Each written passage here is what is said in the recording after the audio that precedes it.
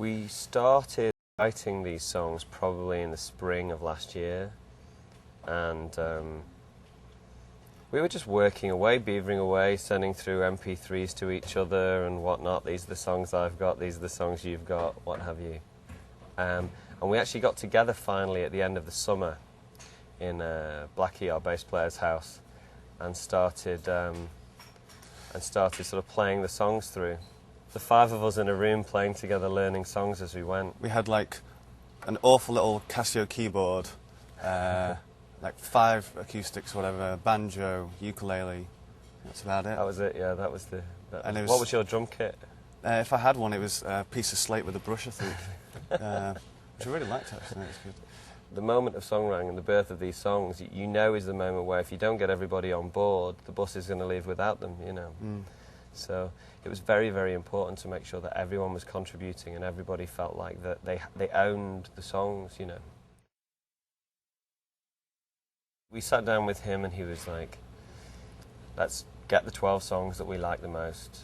So we all did that, said which songs were our favourites. He said which were his favourites.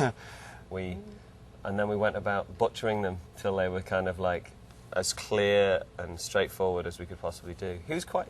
It was interesting working with a producer for the first time because he said, you know, this is the kind of Gomez album I want to make, and it involves you guys singing more, everything coming through clearer, the songs being more succinct, and no bells and whistles. He said, leave the bells and whistles at home, you know.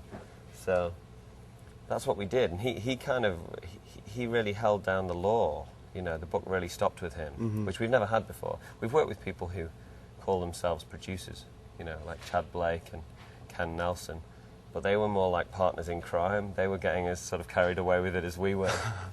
Whereas this guy was more like, yeah, he was more of a dictator, you know. Definitely a dictator. He's from Liverpool, which is where we're from, the sort of locale of, and so it was kind of an instant hit. He supports the same soccer team as us, and it was fairly straightforward. There was really nothing to it, was it? Yeah. He instantly blended into the banter and yeah, the sense of humour was all there, which is important for us because obviously you're focused in the studio, but you know you got to kind of have some light relief within that and things. Yeah, I mean, it wasn't intimidating at all, really. I was a huge Pixies fan when I was a kid, and that was like, oh my. You know. The only thing he did say that was a little bit worrying for a second was that he said it was going to be possibly a very much more rock record, and it was like, and when he says rock, you know what I mean? It's like it's pretty full on. And we're thinking Foo Fighters. We're thinking, oh my God, we're going to make a kind of grinding, you know, indie rock record.